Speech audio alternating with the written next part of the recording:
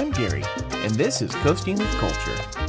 I like to combine theme park visits and riding roller coasters with various cultural experiences around the world. This is the first day of my visit to South America, as well as the first stop for my time in Colombia. After a scenic morning flight from Bogota to Armenia, we'll take a look at Colombia's largest amusement park, which is connected to one of the nation's biggest industries. So I'm back at the El Dorado Airport here in Bogota, and I had previously made a mistake when I first got here because the Uber driver that I had scheduled to get the ride with dropped me off at the Terminal 1 location. It turns out that this flight that I'm taking to Armenia was at Terminal 2. Now, of course, there is a shuttle bus you can take to switch terminals here at Bogota, but I decided to go ahead for the walk. It's not too bad if it's daytime. Probably not something you want to do at night, but it only took me about 5 or 10 minutes to make that walk over. So this morning I'm going to be flying to the city of Armenia because I'll be heading over to Montenegro for Parque del Café. This is going to be the first amusement park in South America. This will be one of the few major parks, if you will, in South America. Most of the parks are relatively small, but there is the chance that today will be 3 new coasters. So I'm really looking forward to getting over there to Parque del Café. Because of the driving distances and times between Colombian cities, I'd be taking several flights over the next few days to get to different cities I wish to see for this visit. And since I was staying in Bogota and keeping my stuff there, I didn't have to worry about paying for luggage on low-cost carriers. The first flight would be with a local airline, EasyFly, which operated mainly smaller regional planes on routes between Colombian cities. One of the more bizarre things about El Dorado International Airport was how far from the terminal planes would taxi before taking off, but we did eventually get into the air.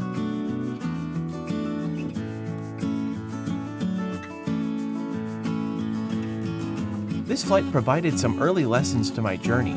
For starters, I wasn't aware of how massive and sprawling the Bogota area was until we were flying above it. Several South American cities are this way as well. I also learned that Bogota sits on a fairly high plateau. While I knew it was at a higher elevation, I wasn't aware that just on the other side of these hills was a massive drop-off from the plateau. It certainly made for a beautifully scenic start to the day.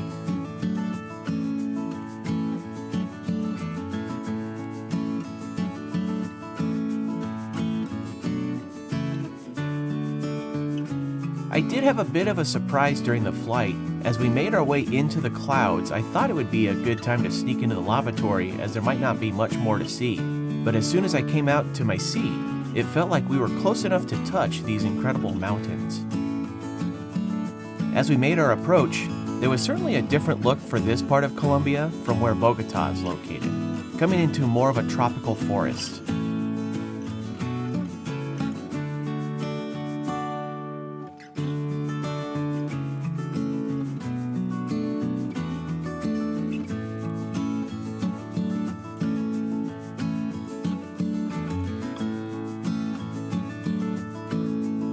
Landing at El Eden International Airport of Armenia, it was time to get a taxi over to nearby Montenegro.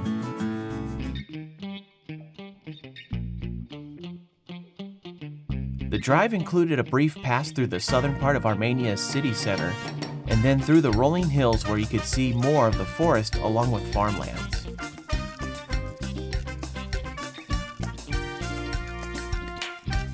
Eventually, we made it to the stop of the day and one of the biggest amusement parks of the trip, Parque del Café. So I made it to Parque del Café, an amusement park that was started by the coffee growers in the region just outside of Montenegro, not too far from Armenia, and they have a lot of emphasis on the coffee growing process. So we'll definitely be checking out some coffee-based attractions here at the park, and also going to ride some coasters.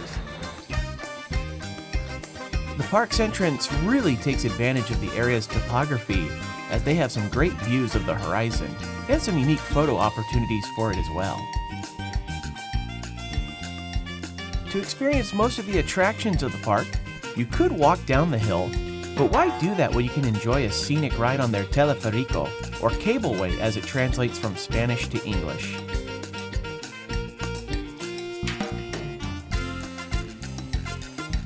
This offers riders a chance to enjoy the views down in the valley and a glimpse of what they're about to enjoy in the park.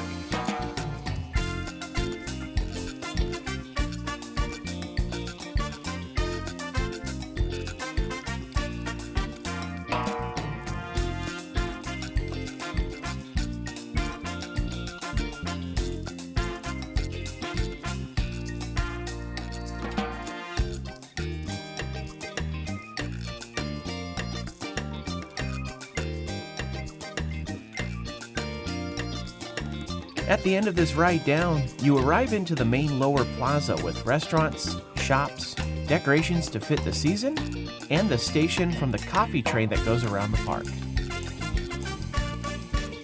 You'll also find older Willis Jeeps around the park, as they're commonly used in this region of Colombia for the transportation of goods. And the region hosts annual Jeep parades where farmers attempt to carry as many items as they can for the parade. The park also has several Juan Valdez cafes, named after the fictional character who appeared in the advertisements for Colombian coffee since 1958. While I'm not much of a coffee drinker, I do like baked goods. And this cafe had pan de bono, a Colombian cheese bread that was pretty tasty. And they could be found at many bakeries and coffee stands around the nation. One thing I loved about this park was its landscaping and use of bridges to give you elevated views of the park.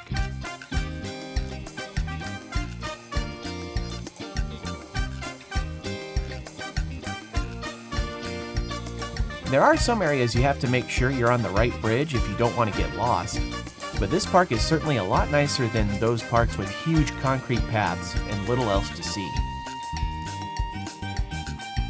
Walking over from the lower plaza, you'll see hidden in the trees what would be the first coaster of the park, the first in Colombia, and the first of this South America trip, Montaigne Rusa. This Schwarzkopf-designed speed racer coaster was once found at Worlds of Fun in Kansas City, Missouri as Zambezi Zinger, before it found its new home here in Colombia. It offers a fun ride with a layout filled with sweeping turns, dives into trenches, and rolling through a tunnel for the finale. It's interesting that this ride was relocated, as it looks like it closely followed the terrain at Worlds of Fun, and terrain coasters are usually harder to move than those built on flat land. But I'm glad this whole ride found a new home for more people to enjoy it, and that I could experience it, even if it took a visit to Colombia to do so.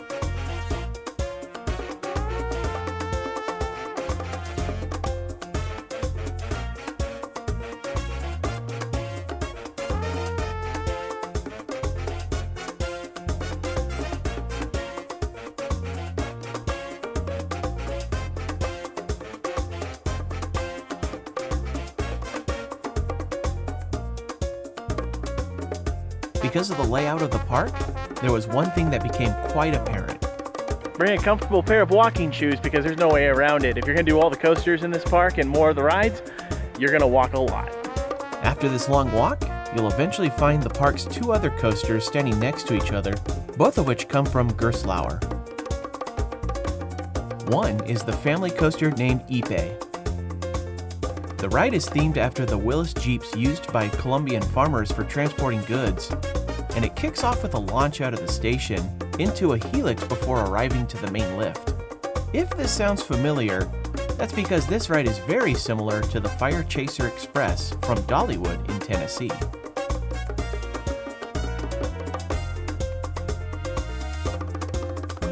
While these are the same type of coaster and both have similar layouts, Ipe does not have the backwards launch and segment that Fire Chaser has, but it does have a lot of water features, which can make this into a bit of a water ride with some errant water streams.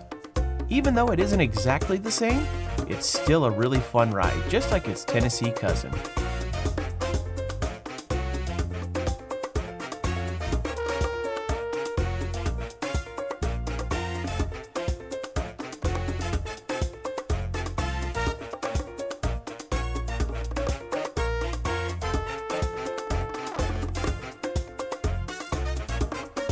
Next door to Ipe is Crater, a Gerstlauer Eurofighter that's a clone of Iron Shark at Galveston Island Historic Pleasure Pier in Texas.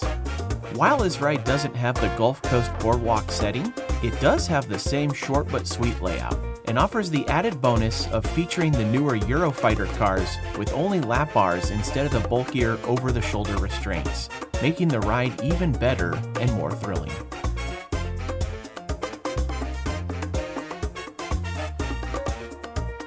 Along with the 3 coasters in the park, there are other rides and attractions to enjoy, including an opportunity to go on a horseback riding trail with fellow park visitors. While amusement parks can provide major thrills like those found here, there was a different motivation for the creation of this park. The main reason this park is even here is because of this stuff, coffee. The coffee growers were the ones that built this park, and they used some of the space in the park to teach people about the coffee culture and the coffee industry. To help with this goal, they have a coffee museum which looks at different aspects of the coffee industry.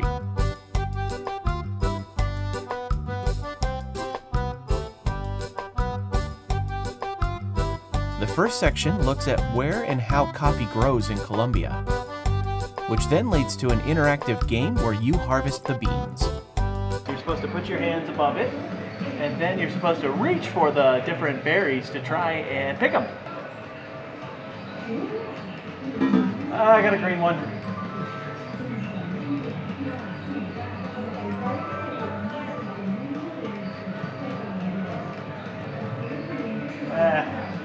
I'm really not good at this. I keep getting the cup. I got a couple.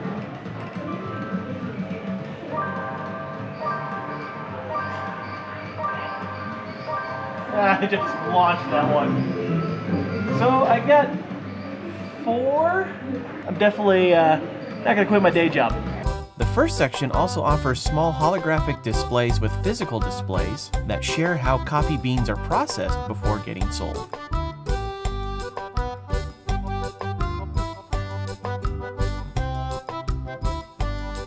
The second section is all about life on coffee farms and what the farmers' homes and nearby communities of the region were like in the past.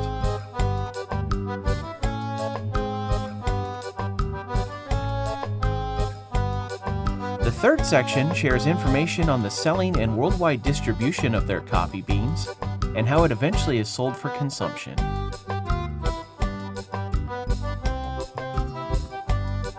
There is a fourth section, but it was closed for renovation during my visit. However, starting just beyond the Teleferico station is the beginning of the coffee trail, which is one of the ways you can head down to the lower part of the park. On this trail, you can see new coffee plants before they're planted in various parts of the park, some of which you'll walk alongside on the trail.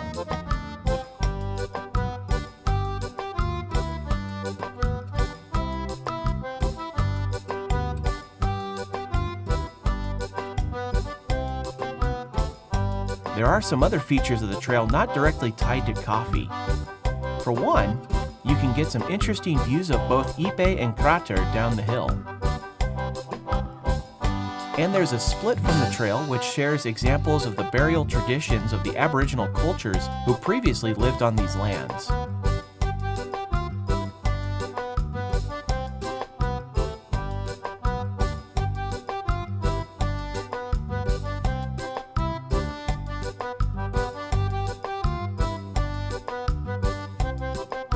Some of the things shown in the Museum for Coffee Production are demonstrated on this trail, such as this area where you can learn about the coffee roasting process.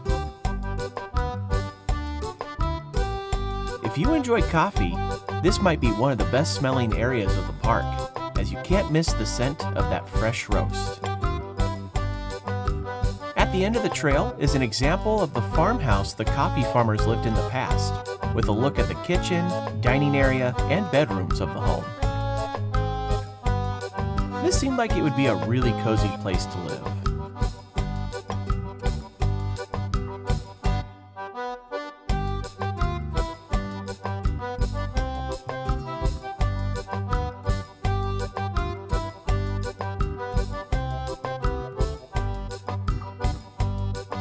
The park also offers a very popular show del Café, which showcases some of the traditional songs and dances of Colombia with a bit of the region's coffee history mixed in.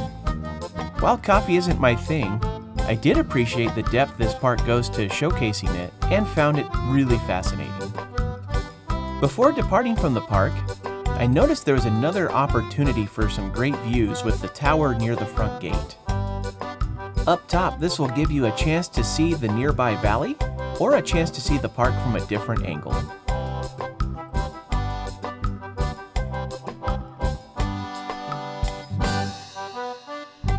And as you can see a little bit of the distant mountains through the clouds, I would imagine this would be an amazing view on a clear day.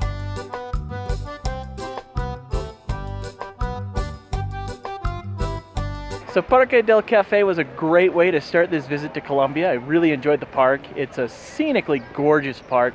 The coffee culture is really fascinating. And then on top of that, the 3 coasters were a lot of fun. I would easily come back to this park again, and if anybody is coming to Colombia, you definitely want to make a stop here. As for today though, it's time for me to head back to the airport in Armenia so I could go ahead and fly back to Bogota. With some time to spare before my flight back, I had a Colombian beer along with an empanada and some salsa to put on it. Before long, it was time to hop on the plane for Bogota, and the adventure would continue in the morning. Thank you for watching this Coastin' with Culture video.